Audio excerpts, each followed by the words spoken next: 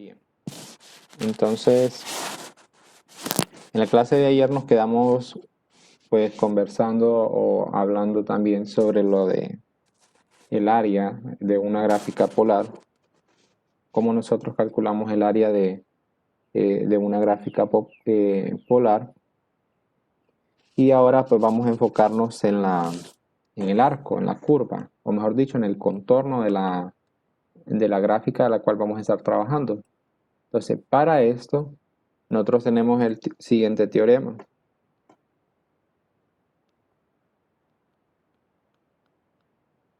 Teorema 10.6.3 y me habla sobre la longitud de una gráfica polar.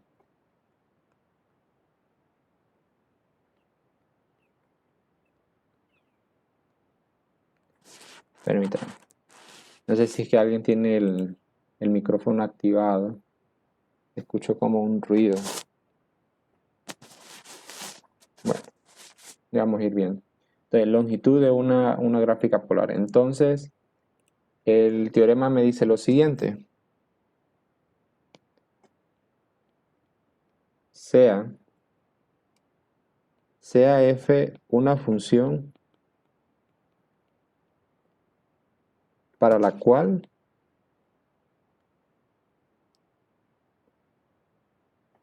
f' es continua sobre un intervalo alfa, beta, un intervalo cerrado alfa, beta. En realidad ese alfa y ese beta pues van a ser los rayos que nosotros vamos utilizando, vamos a utilizar al momento de describir desde dónde a dónde vamos a calcular esa longitud. Entonces, la longitud L de la gráfica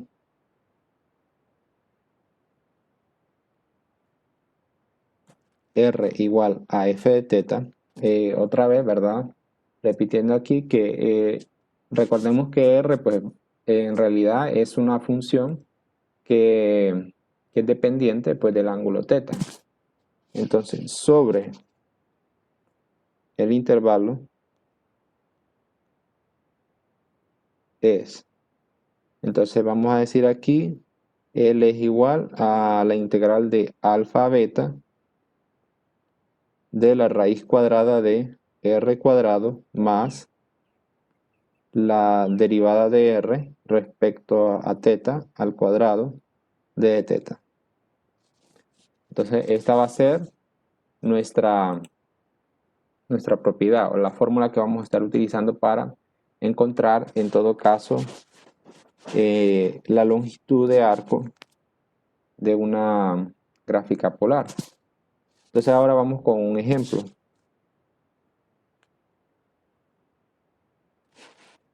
Vamos a ver.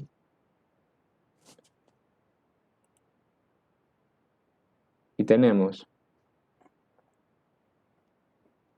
calcular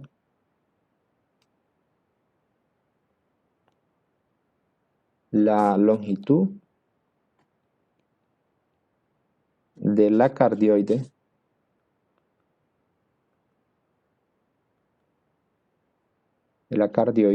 R igual a 1 más coseno de teta para el intervalo de 0 a pi. Okay.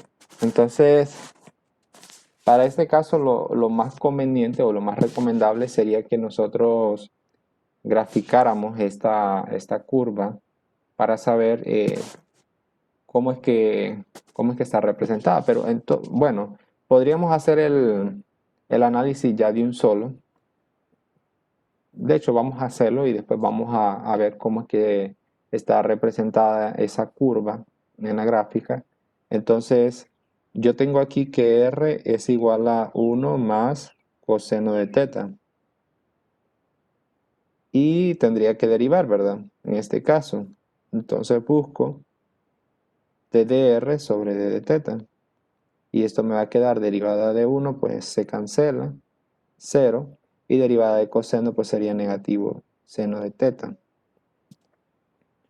Entonces ahora vamos a aplicar la propiedad que me dice que la longitud en este caso va a ser la integral definida de 0 a pi, porque en este caso pues ya me está pidiendo el, el ejercicio que sea de 0 a pi, y sería la raíz cuadrada de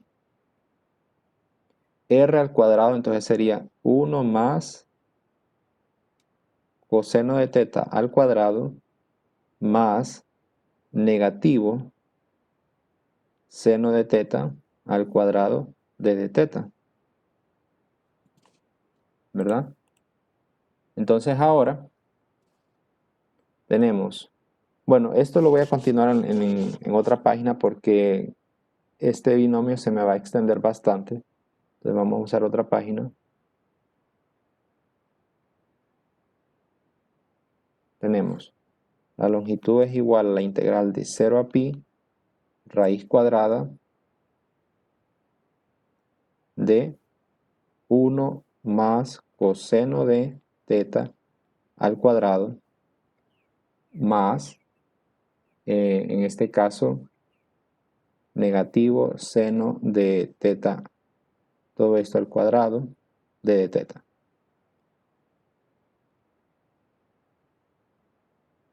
Bien, entonces la parte de adentro vamos a trabajar con ella, es decir, el binomio, y nos va a quedar raíz cuadrada de 1 más 2 veces coseno de teta más coseno al cuadrado de teta. Luego negativo seno de teta al cuadrado, pues sería más seno cuadrado de teta.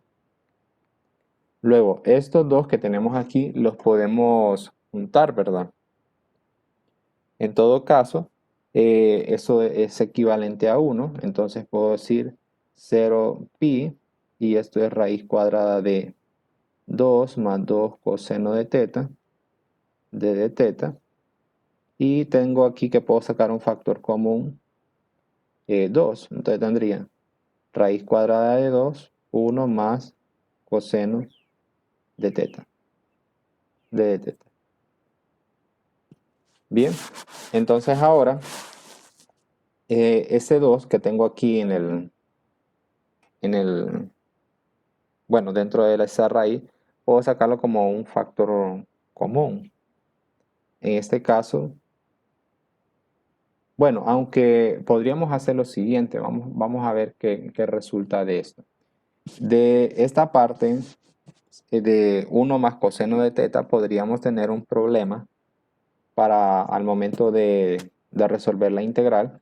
Entonces, no sé si se acuerdan cuando yo les dije que había unas propiedades que eran necesarias que nos las recordáramos o aprendiéramos, que eran las ecuaciones de ángulo medio o la mitad de un ángulo, que eran las siguientes. Coseno cuadrado de teta es igual a 1/2 de 1 más coseno de 2 teta. Y la otra es seno cuadrado de teta igual a 1/2 de 1 menos coseno de 2 teta. Entonces, en este caso estaríamos utilizando esta, ¿verdad?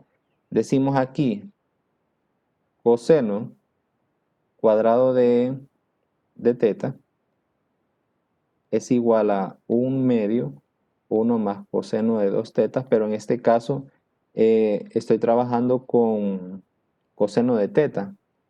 Entonces, aquí tendría que ser coseno al cuadrado de teta medio es igual a 1/2 de 1 más coseno, en este caso de teta.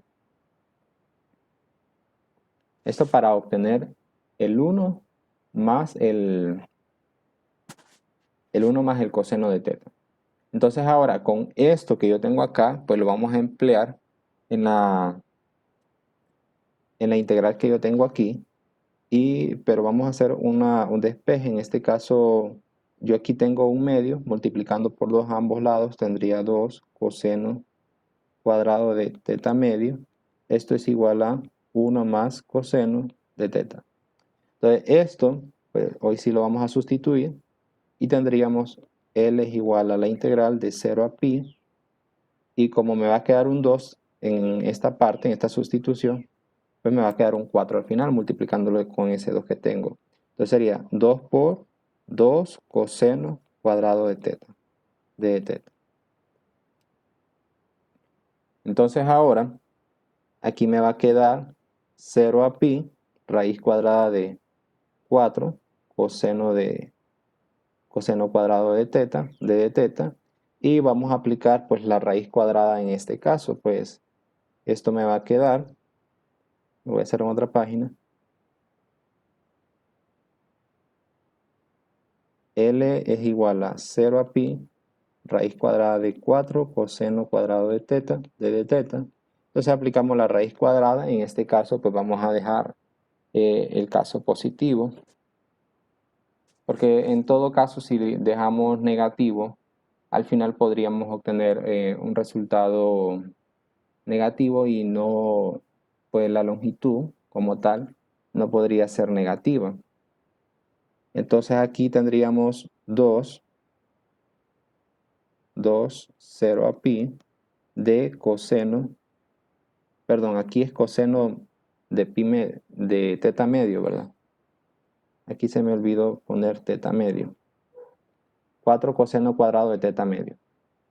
Eso lo obtuvimos de aquí.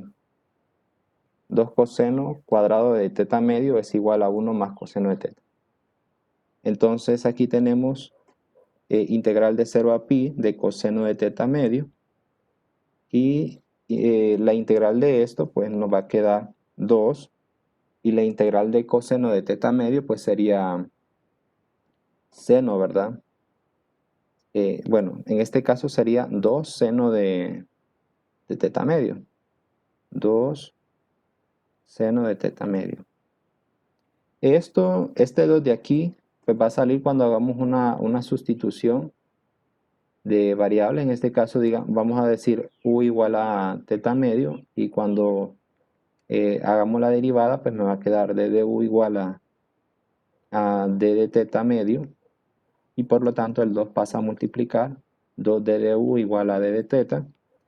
Y entonces al hacer la integral, vamos a hacerla aquí a un ladito. Coseno de teta medio, d de teta. Entonces sería la integral de coseno de u por 2d de u. Y entonces el 2 sale fuera de la integral. 2 integral de coseno de u, d de u. Y la integral de coseno pues sería seno, 2 por seno de u, más la constante integración, ¿verdad? Pero en este caso no la vamos a poner. 2 seno de u y restituyendo la u por teta medio, pues sería 2 por seno de teta medio. Entonces por eso obtenemos 2 seno de teta medio. Todo esto evaluado en 0 a pi. Pero en este caso tengo 2 por 2, pues es 4. La longitud sería 4 seno de teta medio evaluado de 0 a pi. Ahora, cuando evaluamos estos valores, pi 0, bueno, el caso del 0 en el seno, pues me lo va a cancelar, que va a ser 0. Pero en el caso de permítanme, voy a agregar a los que vienen ingresando. Pero en el caso de pi, pues vamos a tener longitud igual a 4 por seno de pi medio. Y seno de pi medio es 1. Y entonces al final esto me va a quedar 4 unidades, ¿verdad? Vamos a agregarle una u para representarlo como que tenemos una unidad de medida ahí. Entonces la longitud de arco en este caso, para esta cardioide de 0 a pi, sería de 4 unidades. Ahora, ¿cuál es el arco del cual estamos hablando? Vamos a hacer la gráfica.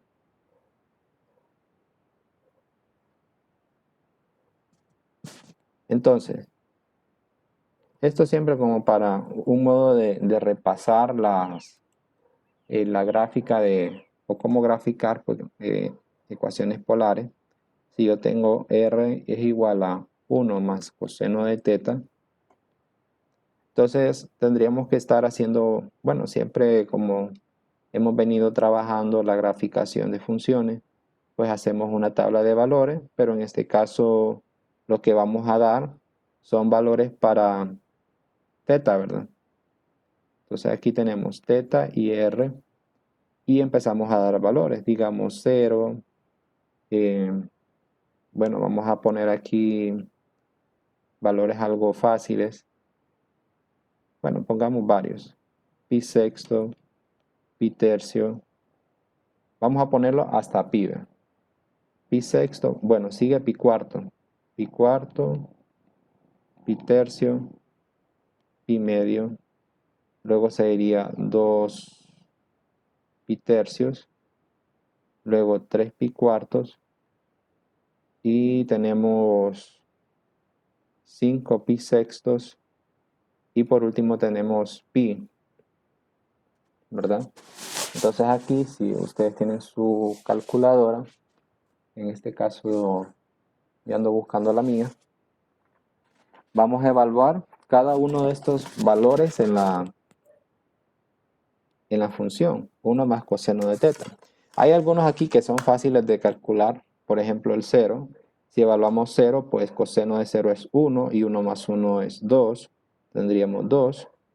En pi medio tenemos que coseno de pi medio es en todo caso 0, 1 más 0 es 1, y en pi coseno de pi es 0, perdón, coseno de pi es negativo 1 y 1 menos 1 pues me quedaría 0.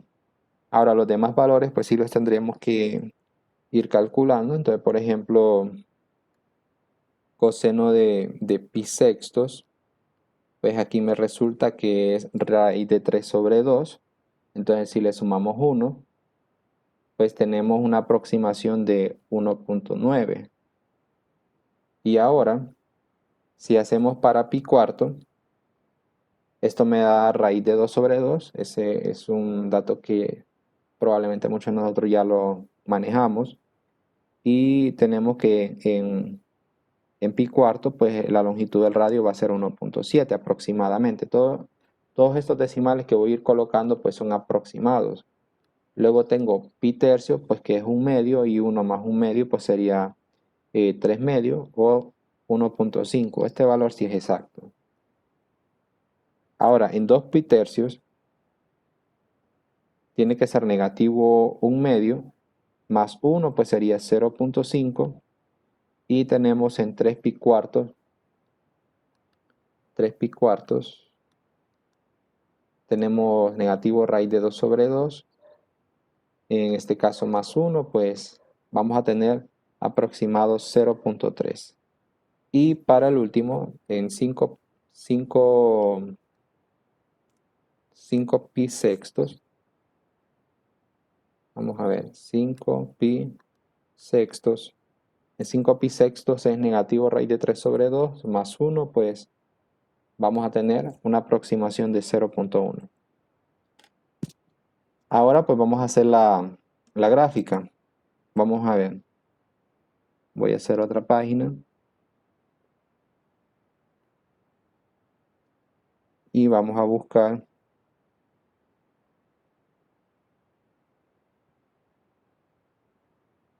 Bueno, de hecho, este plano que tengo aquí, pues le tomé una captura de pantalla a GeoGebra. Entonces vamos a utilizar esta.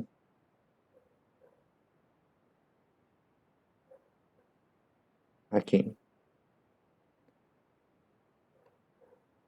Bueno, en este caso, pues cada uno de estos rayos que están en cada uno de los cuadrantes están separados por un ángulo de pi tercio.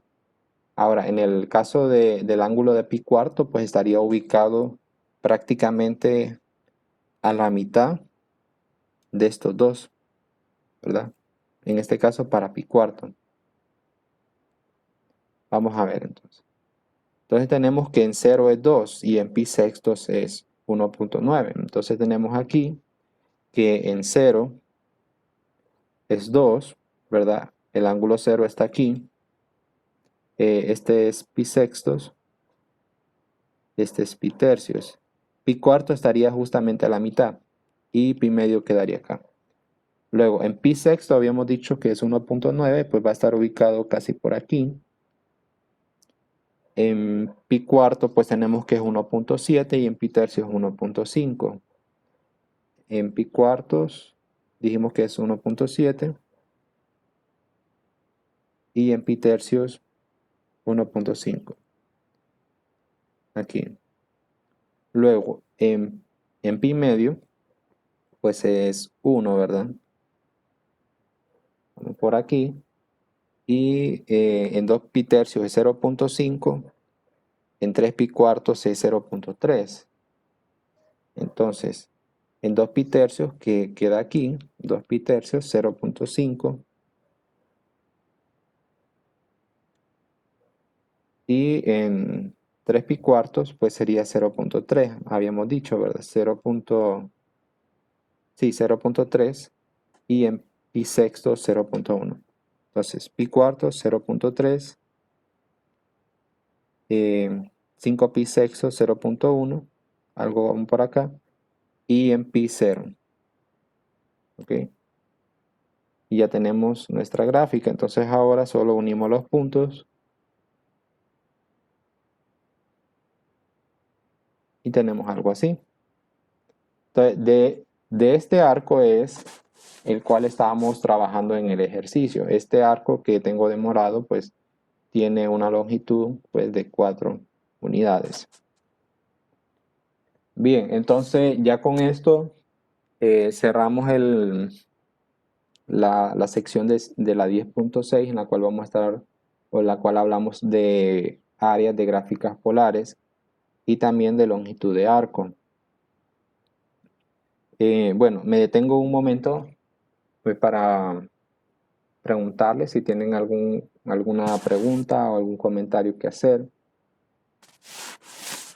Yo tengo una pregunta.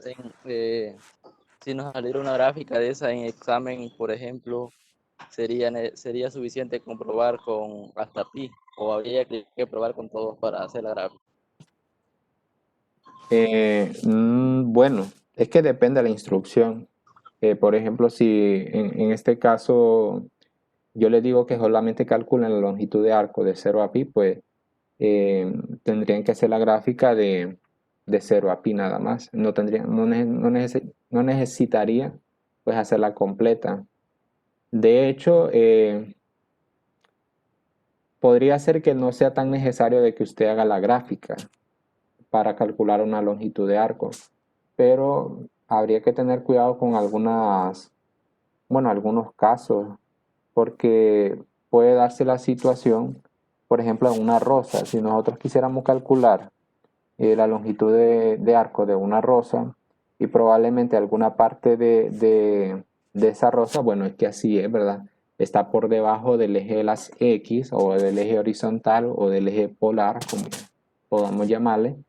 Entonces, siempre que está debajo del eje de las X, esas integrales nos dan valores negativos, ¿verdad? No sé si usted ya maneja eso, o si ya se lo habían aclarado, o si ya lo maneja. Entonces, cuando nos da esos valores negativos, ocurre que al final pues se va a ir restando algunos valores.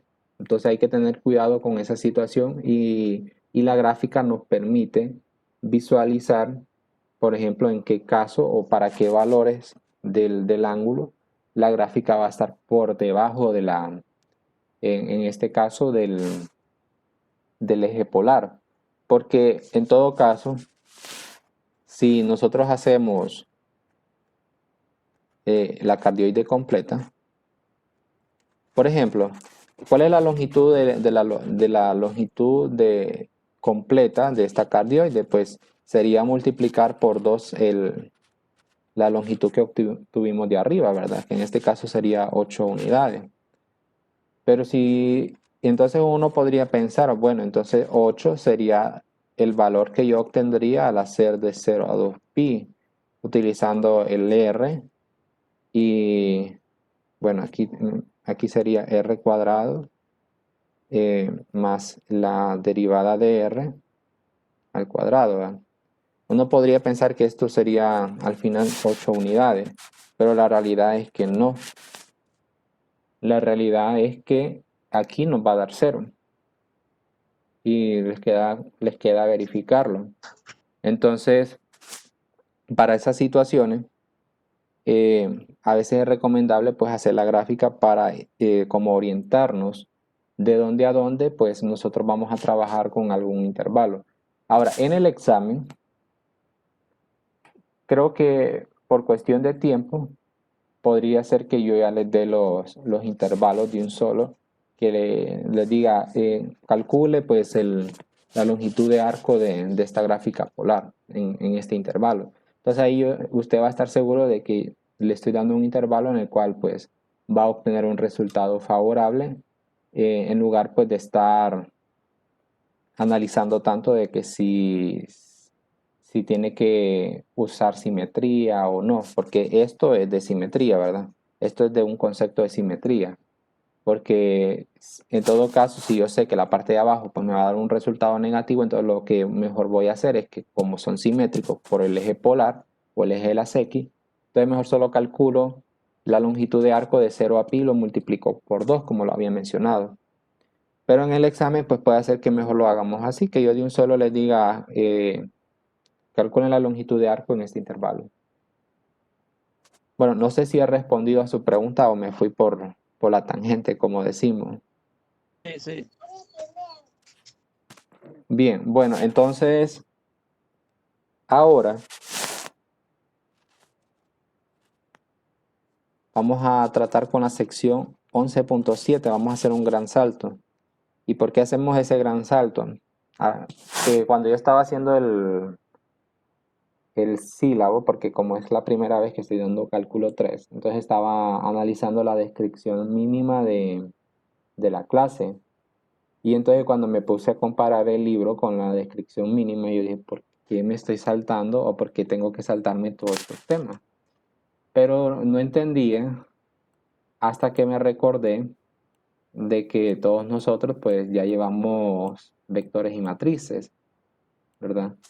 Entonces, todos esos contenidos desde la 11.1 hasta la 11.6, pues son prácticamente los teoremas, los temas que usted tuvo que haber visto en vectores y matrices, porque ahí se está hablando de vectores en el plano, de longitud, bueno, de la magnitud de un vector, suma de vectores, diferencia de vectores, multiplicación escalar. Todos esos son temas que usted pues ya lo tuvo que haber visto. Propiedades de aritmética de vectores. Bueno, todos estos temas desde la 1. Perdón, desde la 11.1 hasta la 11.7, 11.6, perdón, son temas que ya se tocaron en la clase de vectores y matrices. Entonces nos vamos a ir de un solo al tema del cual nos importa y aquí vamos a estar hablando un poco sobre superficies.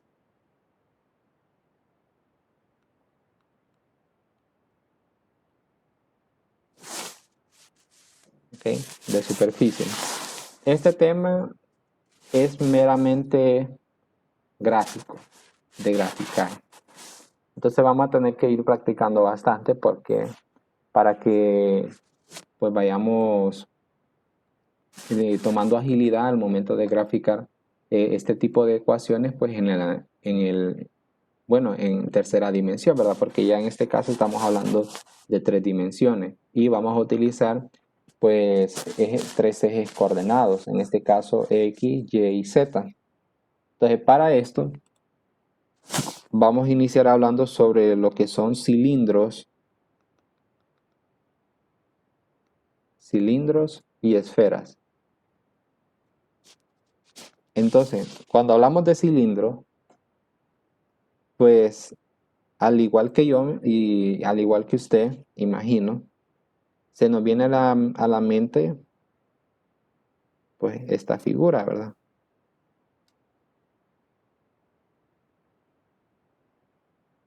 Vamos a ver. aquí va a ser un lío estar haciendo esta gráfica. Voy a ver si luego consigo o encuentro una app que me ayude a graficar todas estas superficies en tercera dimensión, porque sería lo más correcto en todo caso. Ahora, no necesariamente pues vamos a estar trabajando o hablando de cilindros de esta forma, pero empecemos con esta. Cuando nosotros tenemos la siguiente ecuación, por ejemplo, x cuadrado más y cuadrado igual a 1, entonces nosotros ya sabemos que esto representa la ecuación de un círculo centrado en el origen y con radio 1. Entonces aquí voy a hacer una gráfica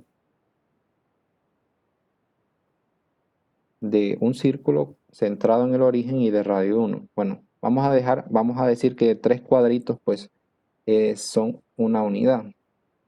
Vamos a ver y voy a hacer un círculo.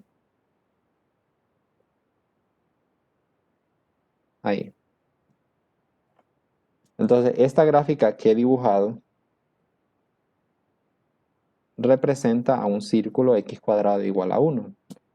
Ahora, ¿qué pasa si en todo caso venimos y hago esta misma gráfica pero ya en tercera dimensión? Entonces vamos a tener que hacer aquí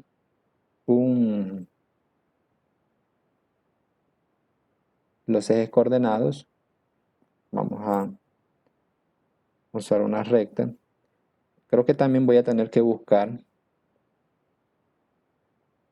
a tener ya listo estos ejes coordenados.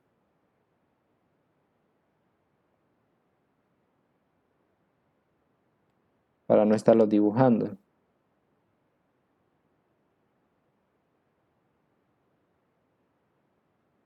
Bueno, algo así. Entonces, vamos a decir que este eje es X, este eje es Y y este eje es Z. Recordemos, bueno, aquí en todo caso, pues solamente estamos representando la parte positiva de los ejes. Ahora, en todo caso, si yo vengo y intento buscar cuál es el valor, por ejemplo, x igual a -3, entonces tendría que hacer la extensión, ¿verdad? Si ustedes se acuerdan de los ejes coordenados. En este caso, si busco un valor negativo en x, extiendo hacia la parte de atrás. Si busco un valor negativo en la y, extiendo hacia la izquierda. Y si busco un valor negativo en la z, extiendo hacia abajo. Ahora, en todo caso, si yo quiero graficar x cuadrado más y cuadrado igual a 1 en tercera dimensión, ¿verdad? Entonces, aquí estamos asumiendo que la z sería 0, porque estamos graficando x cuadrado más y cuadrado igual a 1 en el plano XY. Por lo tanto, z tendría que ser 0. Entonces, en todo caso, si nosotros hacemos esa gráfica, bueno, aquí vamos a tener que pues, seguir como pues, una lógica de las medidas. En este caso voy a tener que una unidad, en este caso van a ser tres cuadritos de lo que tengo en la pantalla. Entonces al otro lado tres cuadritos. Y ahora para las X pues va a ser un poco complicado, entonces vamos a tener que hacer como una representación.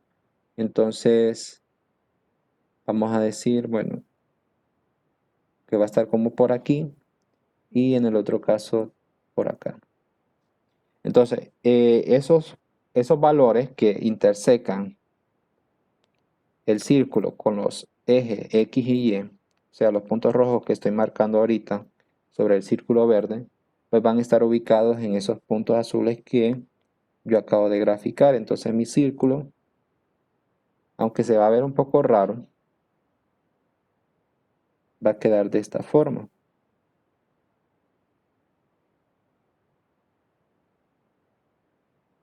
¿Verdad? Algo así. Un poco raro.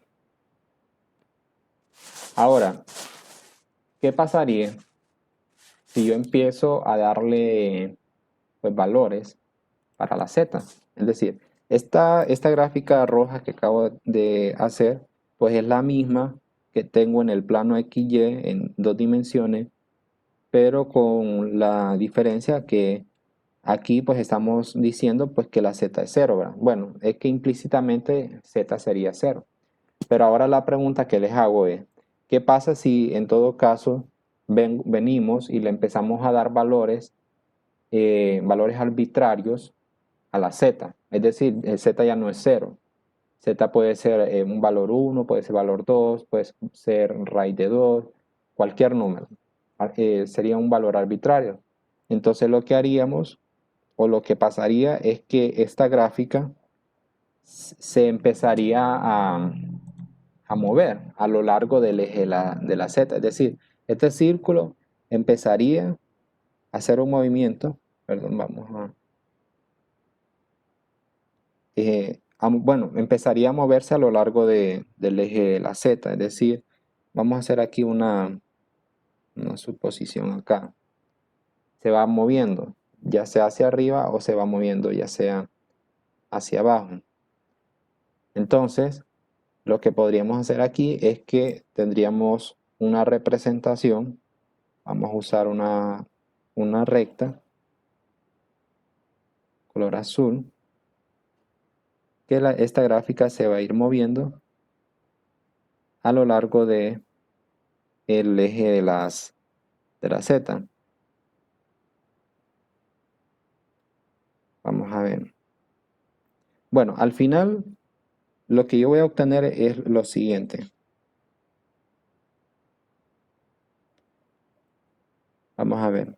Me va a quedar como un círculo en la parte de arriba y un círculo en la parte de abajo. Y lo que va a ir haciendo es que esta representación, vamos a trazar unas líneas para representar ese movimiento que se va moviendo ese círculo a lo largo pues del eje de la Z. Algo así. Bueno, podríamos dejarlo así, ¿verdad? Entonces ya en este caso, ya la Z ya no sería 0. Ya sería, en este caso, Z sería arbitraria. Y de esta forma nosotros decimos que este círculo se está moviendo a lo largo pues del eje de la Z. Se va moviendo hacia arriba y se va moviendo hacia abajo. Y lo que va recreando pues es la figura que nosotros pues ya conocemos como el cilindro, pero la única diferencia va a ser que esto continúa infinitamente, es decir, que en realidad no es como que sea la figura que nosotros conocemos, pues que tiene como dos tapaderas, una por encima y una por abajo, sino que en este caso el cilindro que hemos dibujado en este sistema de 3 dimensiones, pues continúa infinitamente. Aquí pues lo he detenido, he hecho la representación de como que he detenido la gráfica, pero en realidad esto continúa infinitamente. Ahora, con respecto a esto, ¿qué pasaría si nosotros, digamos, vamos a hacer otra gráfica?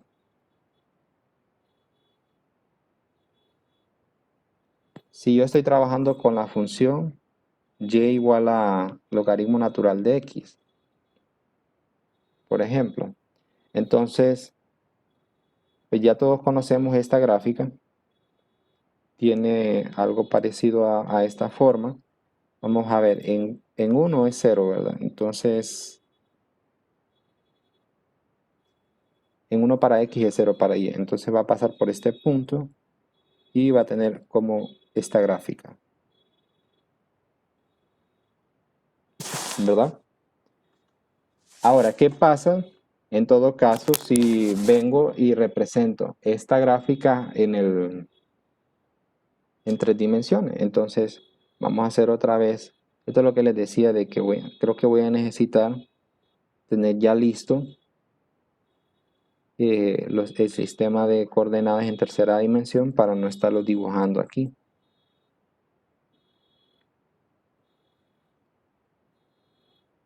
Bueno, entonces, este es el eje X, eje y el eje Z. Entonces, esta gráfica que acabo de dibujar, pues va a tener esta representación. Bueno, aquí vamos a tener un pequeño problema. X, Y. Entonces, en uno es 0 y vamos a ver.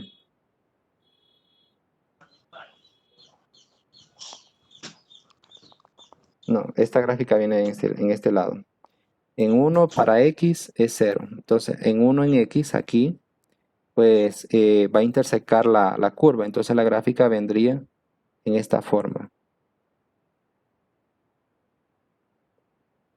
¿Ok? Vendría en esta forma. Tiene que imaginar, pues, tiene que orientarse cómo están los ejes coordenados. En este caso, la Y, estamos hablando de los positivos, y en el otro lado, las X, los positivos, ¿verdad? Entonces, esta gráfica del logaritmo natural de X, ya en el sistema de 3 dimensiones, sería de esta forma. En este caso, sería una gráfica de Y igual al logaritmo natural de X, pero con Z igual a 0. Ahora, ¿qué pasa si hacemos algo similar a lo que le hicimos al círculo en el ejemplo anterior? Es decir, que empezamos a darle a Z valores arbitrarios. Por ejemplo, aquí, Z arbitraria. Entonces, si nosotros empezamos a darle valores arbitrarios a la Z, eso quiere decir que esta gráfica del logaritmo natural de X se empieza a mover a lo largo del eje de la Z. ¿Verdad? Se va moviendo hacia arriba y se va moviendo hacia abajo de forma infinita. Y lo que va creando es como una especie de una pared algo curva. Entonces, para esto podemos visualizarlo de la siguiente manera. Vamos a ver. Yo aquí, y vamos a ver, supongamos que estoy haciendo como la representación de ese movimiento. Entonces, voy trazando como estas rectas representando como que se va moviendo la gráfica de forma pues, vertical en este caso. Bueno, algo así. Ya vamos a ir viendo cómo lo arreglo. Entonces, al final lo que me va a quedar es como una situación como esta.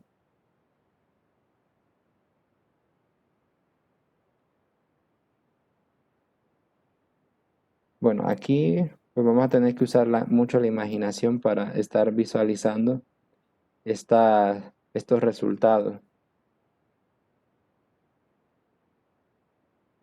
Bueno, algo así. Entonces, la gráfica pues se va a ir moviendo tanto arriba hacia abajo y me va a ir generando como una especie de una pared, como en este caso pues lo he ilustrado. Probablemente pues no es la mejor ilustración, pero lo que sí podría hacer es que creo que aquí tengo el libro y esto es el resultado que yo estaba esperando, ¿verdad? Pero que no quedó ni nada parecido, ¿verdad? Entonces, aquí podemos observar que tengo la gráfica en 2 dimensiones de la que estaba hablando hace un momento, de y igual al logaritmo natural de x. Y lo que está ocurriendo al momento de darle valores arbitrarios a la z. Es decir, en este caso, z puede ser cualquier valor. Entonces lo que va a ir ocurriendo es que esa gráfica del logaritmo natural de x se va a ir desplazando a lo largo del eje de la z. Entonces, en este caso, pues vamos a trabajar con varios conceptos. Esa gráfica en 2 dimensiones de y igual al logaritmo natural de x vendría a ser pues mi directriz. Voy a tomarle una captura de pantalla a esto y voy a regresar a la pizarra. Esto para poder escribir sobre la imagen. Vamos a ver. aquí. Entonces, esto que yo tengo aquí, esa línea azul que representa el logaritmo natural de x, viene a ser como la directriz al momento de que yo haga ese movimiento a lo largo del eje de las X, el eje de la Z. Ahora, cuando nosotros hacemos el movimiento o empezamos a hacer la traslación de y igual al logaritmo natural de x a lo largo del eje de la z, pues me van a ir generando pues rectas verticales, en este caso que son paralelas al eje de la z. En este caso vamos a decir lo siguiente, aquí voy a hacer varias,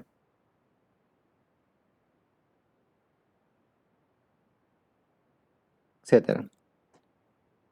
Entonces, la idea no es que estas rectas se van a ir moviendo, porque en realidad recordemos que las zetas pues son infinitas, entonces se supone que estas rectas rojas que acabo de graficar pues es lo mismo, no tienen un fin. La representación en todo caso es que estas rectas al parecer se van a ir moviendo. Bueno, en cualquier lado. En este caso, supongamos que estas rectas se van a ir moviendo hacia la derecha y lo que va a ir generando es como que esta curva o esta pared pues va a ir apareciendo de izquierda a derecha. Entonces a estas rectas le conocemos como bastidor, ¿verdad? Es decir, que me va a ir generando, en este caso, la superficie que representa